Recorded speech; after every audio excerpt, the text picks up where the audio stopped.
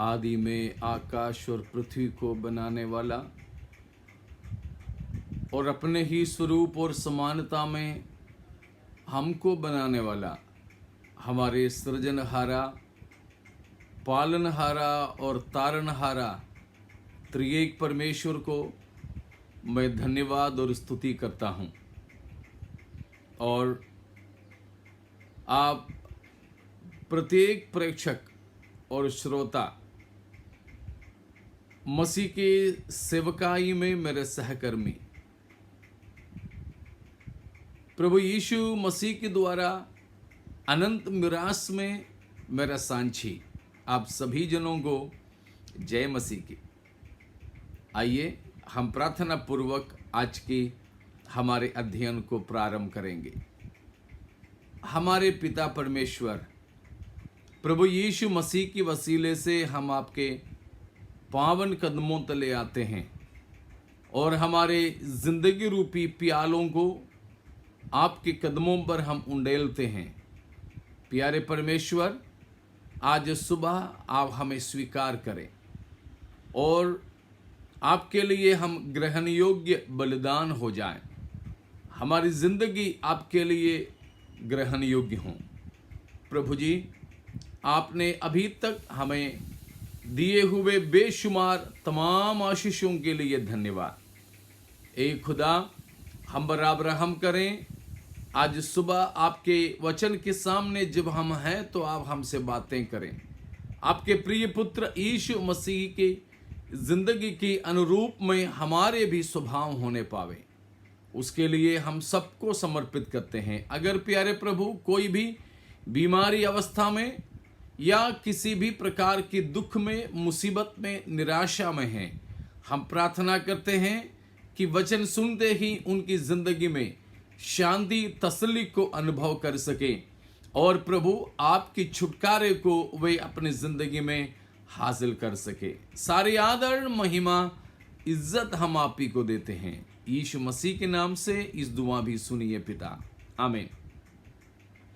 एक बार और मैं परमेश्वर का धन्यवाद और आप सबका सलाम करता हूं। परमेश्वर के वचन से हम पिछले सत्र में देखा कि प्रभु यीशु मसीह की जीवनी से हमको सीखने को जो मिलता है 22वां स्वभाव संयम था। संयम यानी अपनी जिंदगी के तमाम चीजों पर काबू रखना। लेकिन हमने पाया कि ये संयम का सही मतलब हम अपनी जिंदगी पर रखने वाले उस संयम नहीं या फिर उस काबू नहीं, परंतु हम पर परमेश्वर को संपूर्ण नियंत्रण होना। परमेश्वर हमारे नियंत्रण करने की बात है, वो हमने देखा। तो इसीलिए हमारी जिंदगी में ये सबसे मुख्य बात है कि जैसे हमारे प्रभु यीशु मसीह की जिंदगी में संयम रखा था, परमेश्वर का नियंत्रण मसीह की जिंदगी में हुआ करता था, ठीक वैसे ही हमारी जिंदगी में परमेश्वर का नियंत्रण होना। ठीक है, तो उसके लिए हमको शायद इंतजार करना पड़े, हमको बिल्कुल समय की, वक्त की, अवसर की इंतजार परमेश्वर की नियुक्ति के अनुसार करना पड़े। लेकिन हम तो बहुत बार बड़े उतावले में रहते हैं। हम अपने आप पर भी नियंत्रण नहीं रख सकते हैं। मैंने पिछले बार एक सवाल किया था कि किसको नियंत्रण में रखना आसान है, और किसी को या अपने आप को। शायद बहुत ही बड़े रेलगाड़ी को या बहुत बड़े वजन से भरा हुआ ट्रक को, लोगों से भरा हुआ बड़े बड़े बसों को, या फिर बहुत बड़े जंगली जानवरों को भी, हाथी जैसे बड़े बड़े जानवरों को भी अपने इशारे पर नचाने वाले लोग खुद ही पर नियंत्रण खो बैठे हैं। सोच लीजिए, बहुत ही शीघ्र गति में जाने वाले गाड़ी को जहां चाहें वहां हम रोक सकते हैं, है ना? लेकिन खुद ही को हम रोक पाते हैं? शायद नहीं। इसीलिए प्रभु यीशु मसीह से हम नमूना ले रहे हैं। मसीह की जिंदगी का संयम का हमने नमूना देखा था कि प्रभु यीशु मसीह की जन्म के लिए बिल्कुल उस वक्त के इंतजार मसीह करता रहा जो परमेश्वर के द्वारा ठहराया था। ठीक है? और वहां से चलते चलते में हमने देखा यीशु मसीह 30 साल तक माता पिता के अधीन रहे, अपने गांव में रहे, शायद अपने पिताजी के जैसे यानी यूसुफ की जैसे कोई काम भी करते रहे। लेकिन वचन में ऐसे कुछ लिखा नहीं है। हो सकता है उन सारे समयों में भी प्रभु यीशु मसीह परमेश्वर ही था। संपूर्ण ईश्वरत्व की भरपूरी मसीह में तब भी थे। तब भी मसीह मुर्दों को जिला सकते थे, तब भी अंधों को दृष्टि दे सकते थे, लेकिन वो कुछ भी मसीह ने नहीं किया। शिक्षा दे सकते थे, लेकिन मसीह ने नहीं किया। बिल्कुल परमेश्वर ने ठहराया हुआ उस 30वीं उम्र तक यीशु मसीह संयम रखता रहा, संयम रखता रहा। प्यारों, प्रभु यीशु मसीह सेवकाई शुरू करने के लिए जो संयम रखा, हमें भी चाहिए। बहुत बार मैंने सोचा परमेश्वर के उपस्थिति में कि परमेश्वर मुझे और भी कुछ पहले से सेवकाई में बुला लेते और मुझे सेवकाई करने का अवसर दे देते, ये सारी बातें। लेकिन परमेश्वर की ठहराई हुई समय के लिए जैसे प्रभु यीशु मसीह इंतजार किया, ठीक वैसे ही हमको भी चाहिए परमेश्वर के ठहराए हुए समय के हम भी बाट जोते रहें। लेकिन कई बार इसहाक के बदले में इश्माएल को हम पैदा करते हैं। समझ में आ गए? परमेश्वर ने एक इसहाक की वादा किया था इब्राहिम और सारा को, लेकिन इंतजार करते करते करते सारा जी ने ही बोली, अब जाओ, हाजरा मेरी दासी है, उसी के द्वारा मुझे एक बेटा हो जाए। तो इश्माएल पैदा हुआ। परमेश्वर ने इश्माएल को इब्राहिम के परिवार में देने के लिए नहीं चाहा था, परंतु परमेश्वर की प्रतिज्ञा इसहाक के लिए था।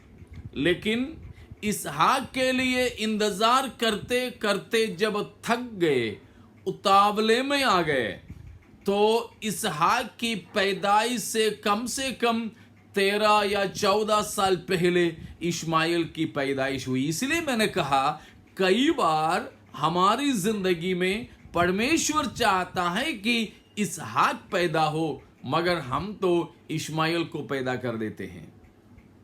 नहीं होना। अगर अब तक ऐसे कुछ हुआ, माफी मांगे खुदा से। प्रभु, आपके समय के इंतजार करने के लिए मेरे अंदर आप संयम को पैदा कर दे। प्रभु यीशु मसीह अपनी सेवकाई शुरू करने के लिए बिल्कुल परमेश्वर का समय का, परमेश्वर की योजना का इंतजार किया, संयम रखा। हाँ प्यारों, हमें भी चाहिए। आप कई प्रभु के दास लोग होंगे मुझे जो सुन रहे हैं। आपने सोचा होगा मुझे तो उस पास्टर से भी, इस पास्टर से भी प्रचार करने का, सिखाने का काबिलियत है, लेकिन मुझे क्यों अवसर नहीं मिल रहा है, मुझे क्यों नहीं बुला रहे हैं कोई।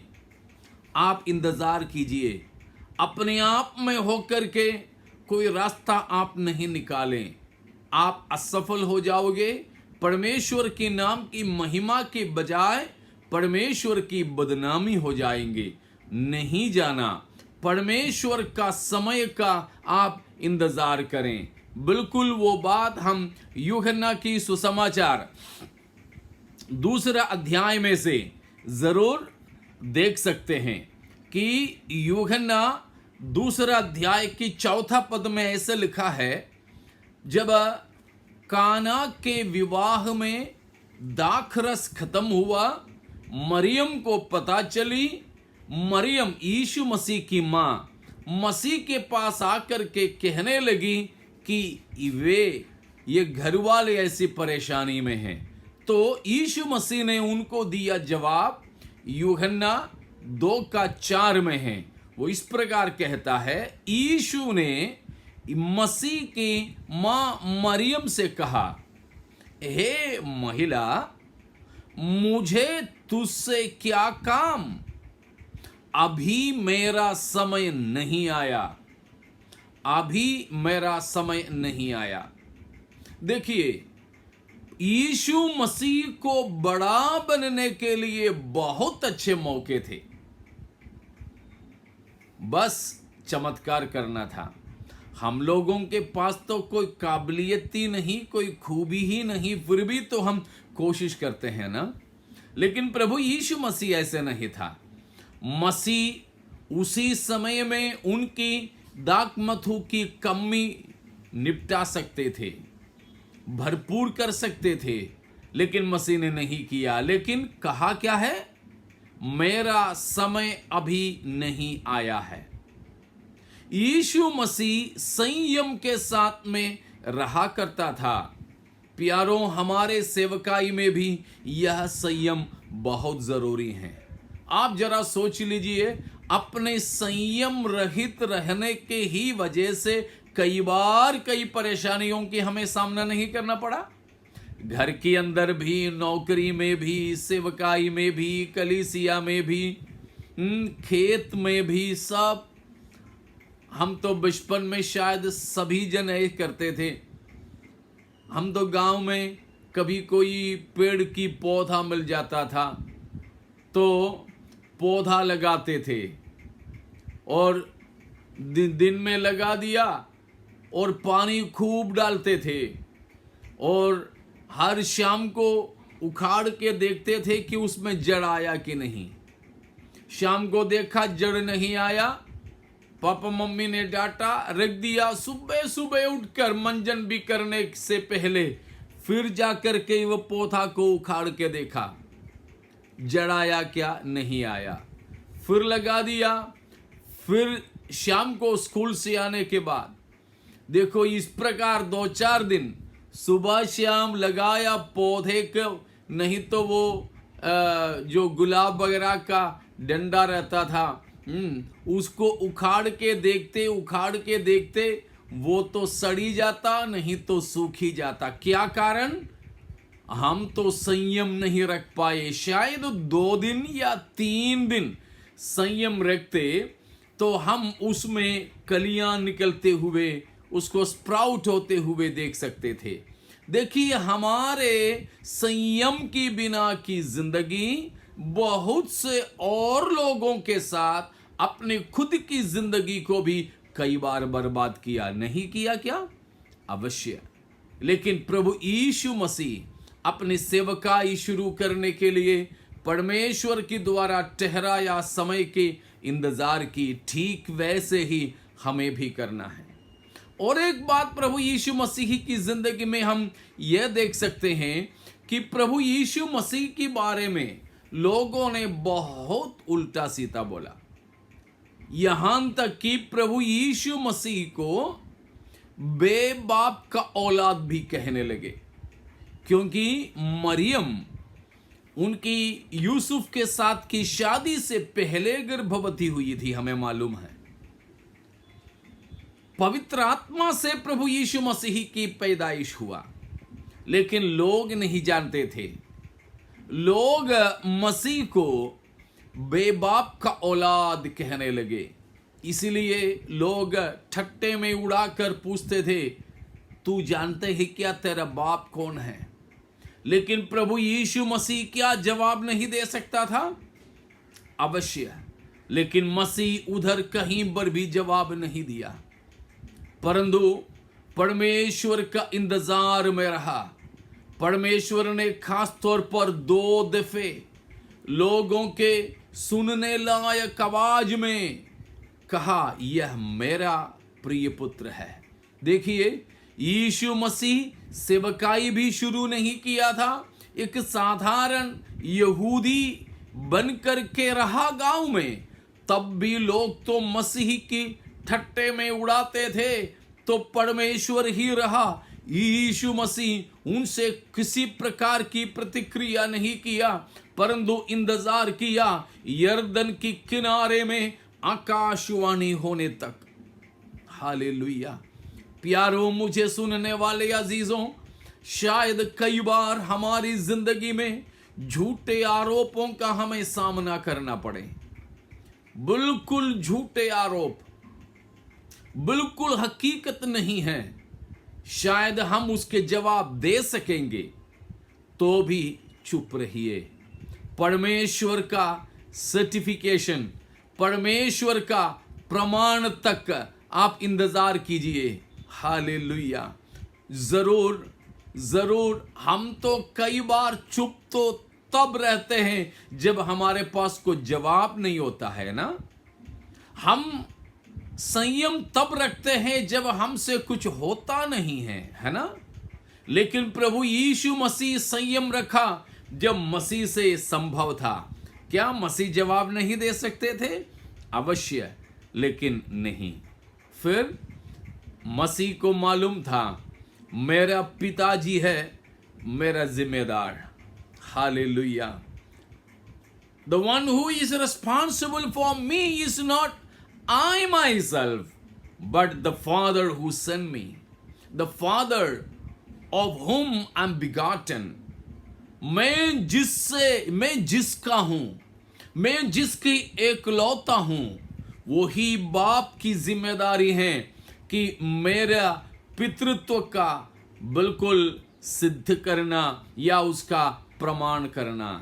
प्यारों, मुझे सुनने वाले प्रियों, मेरे प्रभु के दासों, मेरे प्रभु के सेवकाई में मेरे सहकर्मियों और पवित्र लोगों के मिरास में मेरे साथियों, मैं आपको बताना चाहूँगा, कई बार लोग उठाने वाले आरोपों का जवाब हम अच्छे से दे सकेंगे, तो भी प्रभु यीशु मसीह की जैसे संयम रखिए, क्योंकि हमारे बारे में हम कौन हैं, क्या है और सच्चाई क्या है, यह प्रमाणित करने वाला हम नहीं हैं, परंतु हमें भेजने वाला हमारे पिता है, हमारे परमेश्वर है। क्या हम संयम रख सकेंगे प्रभु यीशु मसीह के समान? बेबाप की औलाद के आरोप सुन सुनकर मैं सोचता हूं कि एक बालक की नहीं, यीशु मसीह कई बार रोया होगा। कई बार मरियम की छाती पर लिपट करके रोया होगा कि मम्मी, मुझे लोग ऐसे कह रहे हैं, ऐसे कह रहे हैं। शायद उस वजह से प्रभु यीशु मसीह और मोहल्ले के बच्चों के साथ या फिर अपने दोस्त यारों के साथ खेलने के लिए भी नहीं जाया करता था। शायद कि जाएंगे तो लोग ऐसे ही ठट्टे में उड़ाएंगे। हमारी संस्कृति के हिसाब से मैं आपको ये बात बता रहा हूं, लेकिन उन हर एक समय भी उस समय का इंतजार किया जब बपतिस्मा लेकर यरदन के किनारे में प्रभु यीशु मसीह थे। तब कबूतर की नाई पवित्र आत्मा मसीह पर उतरा, आकाशवाणी हुई, ये मेरा प्रिय पुत्र है। आम तौर पर समाज में, गांव में, और उसके बाद यूहन मत्ती के सुसमाचार 17वां अध्याय में भी है। यीशु मसीह के 3 चेलों के सामने फिर से वो आकाशवाणी हुआ। हाँ प्यारों, परमेश्वर कलीसिया के सामने भी, अपने परिवार वालों के सामने भी, और हमारे निंदा करने वाले जनता के सामने भी अपना कौन है प्रमाणित करने वाला है। आप संयम रखिए, संयम रखिए। Hallelujah, hallelujah. आप शायद फेसबुक पोस्ट डाल सकते हैं, आप यूट्यूब लाइव कर सकते हैं, आप एफबी लाइव कर सकते हैं आपके विरोध में उठने वाली आरोपों के विषय में, या फिर आप लिख सकते हैं किसी अखबार में या किसी मैगजीन में आप छपवा सकते हैं। लेकिन संयम रखिए, संयम रखिए। आपके लिए जिम्मेदार हमारे परमेश्वर है। वहां से चलते हैं तो प्रभु यीशु मसीह के जीवन में हम क्या देखते? प्रभु यीशु मसीह को पागल कहा लोगों ने, यीशु मसीह को दुष्टात्मा ग्रसित कहा लोगों ने, और शैतान की शक्ति से, बेएल्ज़ेबूब से यीशु मसीह चिन्ह चमत्कार करते हैं, आरोप लगाया मसीह पर। लेकिन उन हर समय में हमारे प्रभु यीशु मसीह बिल्कुल संयम रखा। कई बार प्रभु यीशु मसीह को पहाड़ पर से गिराकर खत्म करने के लिए चाहा, मसीह की हत्या कराने के लिए चाहा, यीशु मसीह को पकड़वाने के लिए चाहा। ये सब कुछ जानते हुए भी हमारे प्रभु यीशु मसीह संयम रखता रहा, संयम रखता रहा। प्यारों, वही संयम हमें भी चाहिए। हालेलुया। यीशु मसीह का स्वभाव जैसा हमारे स्वभाव हो। पौलुस प्रेरित कहता है, जैसा मसीह यीशु का स्वभाव था वैसा तुम्हारे भी स्वभाव हो। फिलिपियों 5:2 का 5वां पद में हम जानते हैं।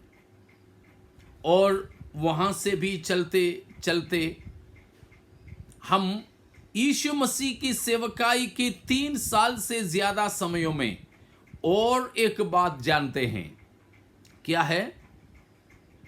प्रभु यीशु मसीह ने 12 चेलों को चुने।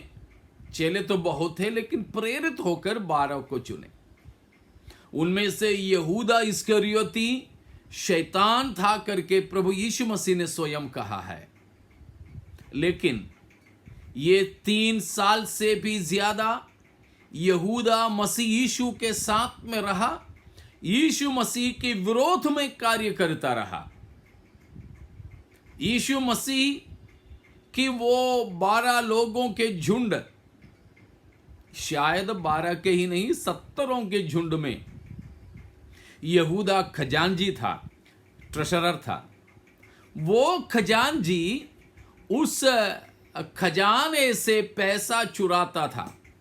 हमारे बीच में भी ऐसे कई सारे लोग हैं कलीसिया की पैसा को चुराते हैं। ऑफरिंग के जो भेंट की बर्तन से भी चुराने वाले, और जो भेंट गिनते हैं, दशवांश गिनते हैं, उसमें से चुराने वाले, गलत गलत क्या बोलते हैं हिसाब बता करके पैसा कलीसिया की चुराने वाले हमें मिलेंगे। मैंने पाया है ऐसे लोगों को कलीसियाओं में, एक नहीं एक से अधिक कलीसियाओं में मैंने ऐसे लोगों को पाया।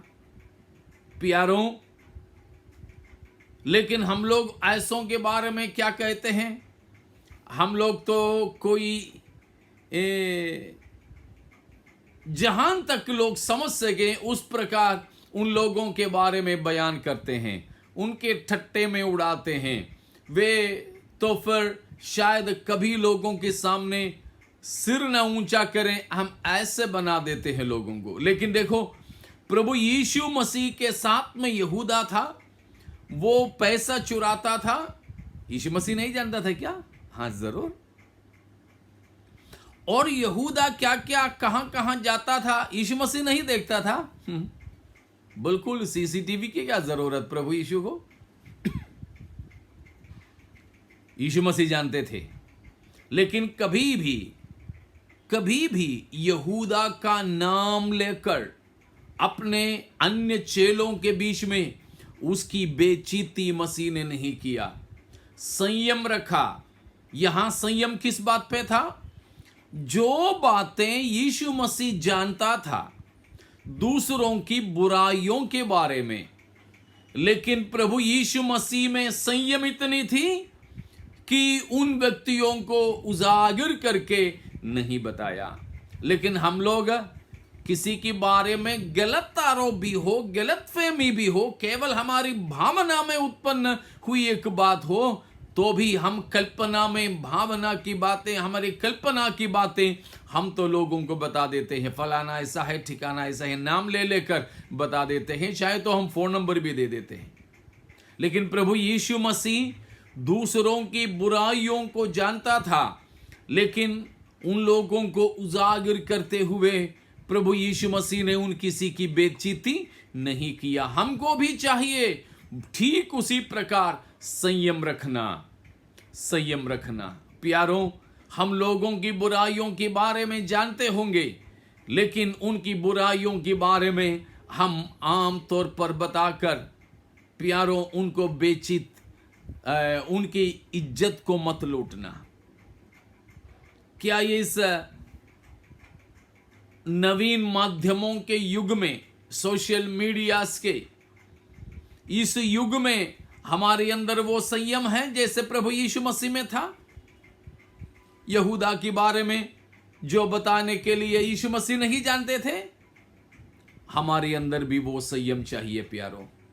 चाहे दूसरे लोग हमारे बारे में कुछ भी कहें, लेकिन नहीं, कभी भी यहूदा को जब तक शैतान उसके अंदर प्रवेश करके, शैतान उसके अंदर समाया जाकर वो मसीह की संगति से उठकर नहीं गया, तब तक यीशु मसीह ने उसका नाम लेकर नहीं बताया। लेकिन हां, जरूर उसको समझाता रहा, उसको समझाता रहा।